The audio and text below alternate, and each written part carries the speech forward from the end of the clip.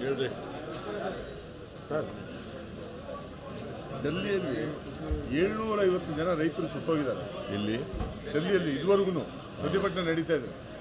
Parliamentary ಕಮಿಟಿನೂ ಅವ್ರ ಪರವಾಗಿ ಕೊಟ್ಟಿದೆ, ಜಡ್ಜುನು ಏನೋ ರಿಟೈರ್ಡ್ ಜಡ್ಜುನು ಅವ್ರ ಪರವಾಗಿ MSP ಕೊಡಬೇಕು ಅಂತ ಕೊಟ್ಟಿದ್ದಾರೆ. ಆದರೆ ಸರ್ಕಾರ ಇನ್ನೂ ಕೊಡದೆ ಚಳಿಯಲ್ಲಿ ರೈತರು ಇವತ್ತೂ ಒಬ್ಬರು ಸತ್ತಿದ್ದಾರೆ, ನೆನ್ನೆನೂ ಒಬ್ಬ ಸತ್ತಿದ್ದಾನೆ.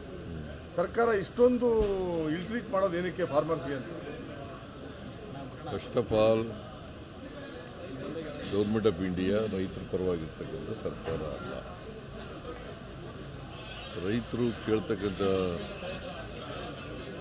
ಒಂದು ಒತ್ತಾಯ ಏನಪ್ಪ ಅಂತಂದರೆ ಭಾಳ ದಿನಗಳಿರ್ತದೆ.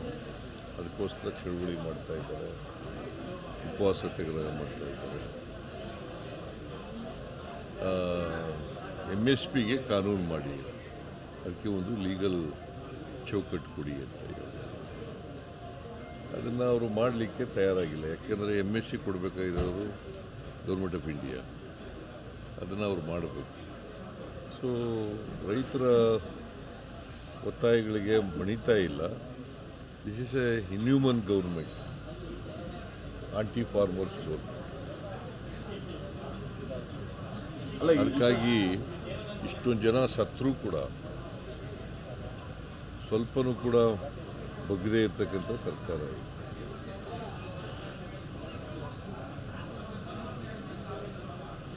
ಸರ್, ಒಂದು ಕಡೆ ಅಮಿತ್ ಶಾ ಅವರು ಅಂಬೇಡ್ಕರ್ನ ಜಪ ಮಾಡಬೇಡಿ ಅಂತ ಹೇಳ್ತಾರೆ, ಇನ್ನೊಂದು ಕಡೆ ಭೀಮಾ ಸಂಗಮ ಅಂದ್ಬಿಟ್ಟು ದಲಿತರ ಮನೆಗೆ ಹೋಗ್ತಾ ಇದ್ದಾರೆ ಬಿಜೆಪಿ ಅವರು. ಯಾವಾಗಲೂ ಗಿಲ್ಟಿ ಜನ ಮೋರ್ ಆಕ್ಟಿವ್ ಆಗಿಬಿಡ್ತಾರೆ. ಅವರು ಅಂಬೇಡ್ಕರ್ ಬಗ್ಗೆ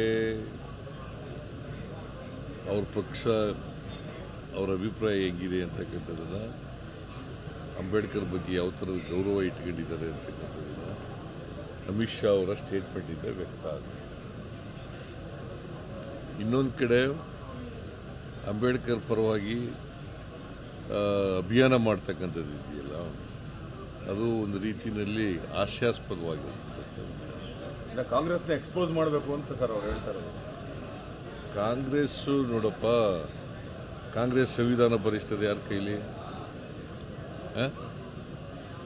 ಬಾಬಾ ಸಾಹೇಬ್ ಅಂಬೇಡ್ಕರ್.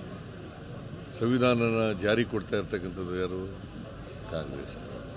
ಸಂವಿಧಾನಕ್ಕೆ ಗೌರವ ಕೊಡ್ತಾ ಇರ್ತಕ್ಕಂಥವ್ರು ಯಾರು? ಕಾಂಗ್ರೆಸ್.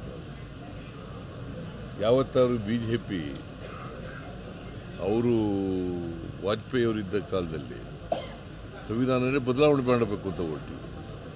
ಅನೇಕ ಜನ ಅವರ ಮಂತ್ರಿಗಳು ಸಂವಿಧಾನ ಬದಲಾವಣೆ ಮಾಡ್ತೀವಿ, ನಾವು ಅಧಿಕಾರಕ್ಕೆ ಬಂದಿರೋದೇ ಅದಕ್ಕೋಸ್ಕರ ಅಂತ ಹೇಳಿ.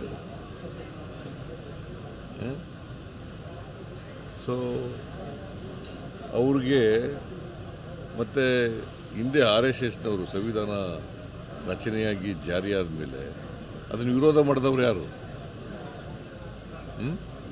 ಇದೇ RSSನ ಗೋಲ್ವಾಲ್ಕರ್, ಹಿಂದೂ ಮಹಾಸಭಾದ ಯಾರು ಸಾವರ್ಕರ್, ಅವರೇ ಮಾಡಿದ್ದು ಅಲ್ವಾ?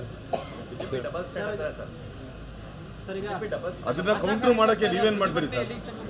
ಇವ್ರ ಸ್ಟ್ರಾಟಜಿನ ಕೌಂಟರ್ ಮಾಡೋದಕ್ಕೆ ಕಾಂಗ್ರೆಸ್ ಏನು ಮಾಡ್ತೀರಿ ಅಂತ? ಯಾಕಂದ್ರೆ ಅವ್ರು ಮನೆಗೆ ಹೋಗಿ ನಾವು ಊಟ ಮಾಡ್ತೀವಿ, ಅಲ್ಲೇ ಮಲಗ್ತೀವಿ ಅಂತ ಹೊರಟಿರುವಾಗ ನಿಮ್ಮ ಪಕ್ಷ ಯಾವ ಥರ ಕೌಂಟರ್ ಮಾಡ್ತೀರಿ ಅಂತ? ಈಗ ನಾವು ಅವ್ರ ರೀತಿಯಲ್ಲಿ ತೋರ್ಪಡಿಸ್ಕೋಬೇಕಾದಂಥ ಅಗತ್ಯ ಇಲ್ಲ. We are committed to constitution, we are protecting the constitution, we are implementing the constitution, we are implementing the objectives of the Constitution.